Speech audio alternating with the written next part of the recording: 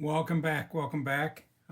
As I promised in an earlier video, I'm going to do a little discussion right now, just quickly, on the different kinds of fractional silver. We talked in the last video about these quarter ounce silver rounds that come from the Gridlessness channel. They produce these, they hand make these. Watch that video and it'll be linked below. It's a fantastic video about how these silver rounds were made. We got 5 ounces here. We talked previously about, different ways that you can get ounces of silver. This is 5 ounces. This is 5 ounces. This is 5 ounces. This is 5 ounces. Over here, we've got my other kind of fractional silver, also easily divisible into 5-ounce blocks, or basically any other denomination that you might choose. And of course, what we're talking about here is United States constitutional silver or junk silver, or technically 90% silver coins. These were all made prior to 1965, so they've got a 1964 date or older, 64 and prior in the United States. The coins were all 90% silver. And in the case of dimes, quarters, and half dollars, they were always divisible by face value to get the exact amount of silver. And whether it was dimes, quarters, or half dollars, you could do very simple math to calculate how much silver that you had. So we'll get back to that in just a moment, the math of it. But we've got 5 ounces of fractional silver here. It was very expensive because of all the labor that goes into making that. And even these bars, there's some premium on silver bars and even silver coins. Well, I don't have any loose ones here, but even silver coins like American Silver Eagles, there's a premium. Now that's 100% silver. Of course, we're talking about 90%, but there's a premium that goes into manufacturing those individual items. And that premium often gets passed along to future customers because people are trying to recover their premium or make a little profit or whatever the case may be. The 90% silver, there's a good argument that there is no reason to ever pay more really than spot price for junk silver. And the reason being is they were manufactured 40, 50, 75, 100 years ago. The premium's long been absorbed in the money trade. These coins have changed hands perhaps thousands of times in commerce. They were used as money. You really shouldn't have to pay a premium on money. Now, we've got goldbacks, of course. People will say, why do we pay double? We're paying a 100% premium on goldbacks. But we're really not paying the premium on the gold. We're paying to manufacture the note, the gold-backed note, and just like we paid to manufacture the silver coins originally, there is a cost to doing that. But the actual value of the gold-back is its exchange rate. So the UDMA that manages or sets the values of goldbacks and provides ways of calculating that, they set the exchange rate for a goldback, and it's really got nothing to do with the price of gold and the premium in the note. It's got to do with what you can exchange this note for. And what you can exchange this note for, right now, this is a half goldback. You can exchange this for somewhere between $4 and $5 in US money. That's the exchange rate. So people who think about in terms of premium, are kind of mistaken there. Now, you could do the same thing with this fractional silver, and you could say you really shouldn't be concerned about the premium. But unfortunately, when it's brand new and it's just been made, the manufacturer has to get a return on their investment.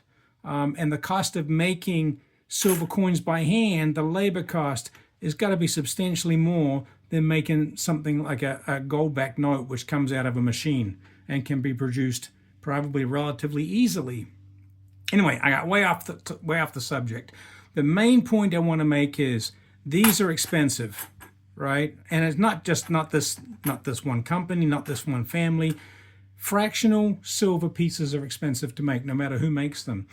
Junk silver is virtually at spot price. Frequently, you can get this junk silver at spot or less than spot.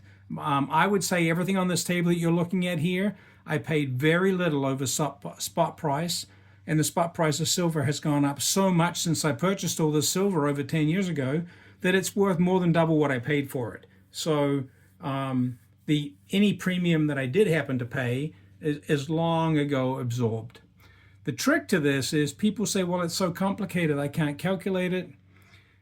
But the bottom line is, if you want to stack silver, there's nothing wrong with stacking fractional or junk silver coins, because you can always calculate the value and the melt value of these coins. Or if you want to use them in commerce as fractional silver for spending, the trick here is every $1.40 face value of U.S. constitutional silver contains an ounce of silver.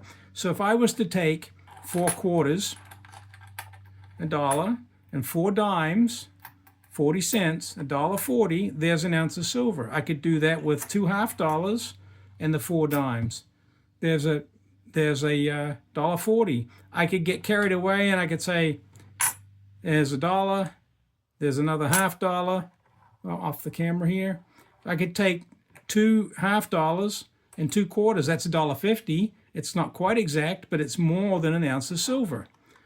So it's relatively easy to put these in your coin purse, right, and carry them around and use them as money, or just stack them for stacking silver, because you can often get the constitutional for junk silver for spot, or sometimes even less than spot. You have to be careful right now. Currently, with the fluctuations in silver, some dealers are really overcharging for the junk silver. So you have to be careful that when they tell you what your price is, you have to calculate that back times 90% to find out how much actual silver you're getting, and make sure you are paying spot or close to it. There are some people out there that are charging exorbitant amounts more for no reason. And there are also dealers who are buying this back and they're paying way under spot when they're buying it back. In a recent video I saw, the best you could get was about $3 under spot if you were selling junk silver to a coin store or a bullion dealer. The reason for that is because the wholesalers are only paying about $4 back, because they're paying less than spot too. So when the coin store goes to the wholesaler to sell the junk silver, the wholesaler is giving them less. So the coin store has to give you less, or they'd be losing money when they sent this back to the wholesaler. But the fact that the wholesalers are paying $2 and $3 less than spot when they buy it, and the stores are paying $3, $4, $5, $8 less than spot when they buy it, shows you the current sentiment for this kind of silver. And if you can buy it at the right price, now's the time to back up the truck, because you can get silver at a very reasonable rate. I'll give you some more examples. Now, I'm just gonna throw some stuff on the table here. Here's a bag of $half. This is $100 face value of U.S. $half.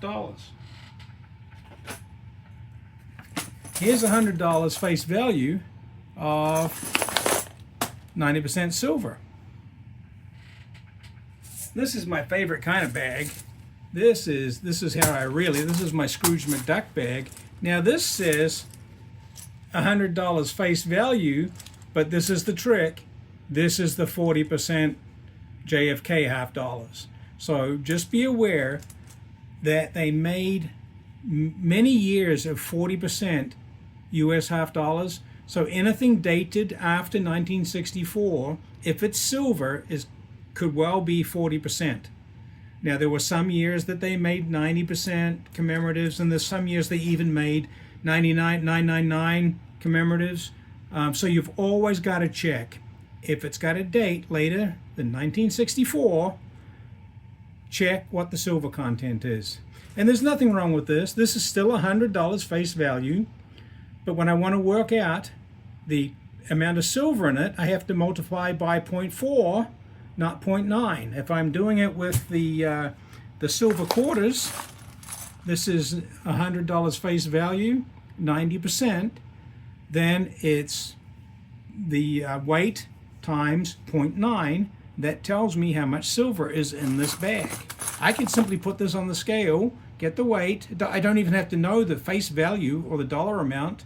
I put it on the scale, I weigh it, I multiply by 0.9, I know how much silver I've got. It's not much more difficult to do the 40%.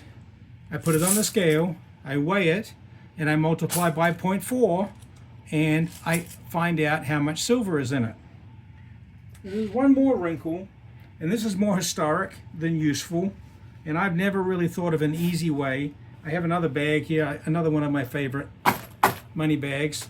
This one, you can't read it, but it says Fidelity State Bank, Dodge City, Kansas. That's really kind of cool.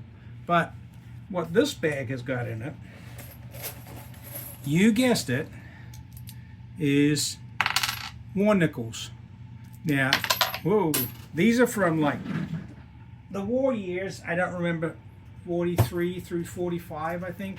Anyway, in the 40s, you had nickels that were made of silver because they had to send the nickel to the war effort. But you can always tell if you've got a war nickel, and I will zoom in for this so that you can see it. If you look above Monticello there, above the roof of Monticello, you can see a mint mark right there above the dome. And whenever there's a mint mark on a nickel, it means it's 35% silver. So I'm going to put these nickels back in my bag so I don't get them mixed up with anything else.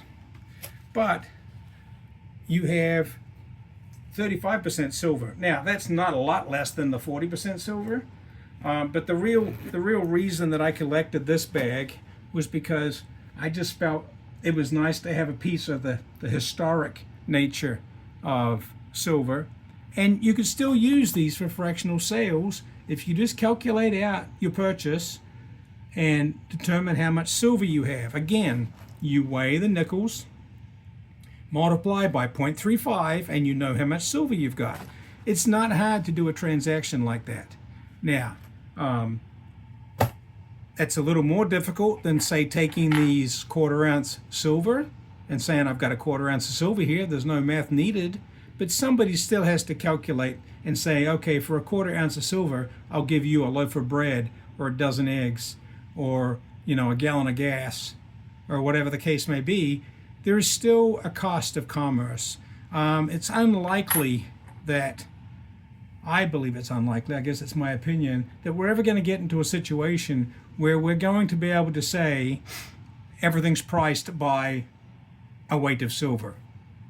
I just don't really see where it's going to be, supermarket ads with eggs, you can get a dozen eggs for 1/3 of an ounce of silver. I just don't see that happening. I see it more likely that you can get a dozen eggs for $3 and give me $3 worth of silver and we'll call it even. So anyway, enough of that. This was way longer than I expected. I just wanted to do a little bit of a talk about the different kinds of fractional and comparing modern fractional, which is silver that's been specifically made in 1/10 ounces, 1/4 ounces, and 1/2 ounces, and so on, to the US 90% silver. Thank you all. Until next time, I hope you have a great day.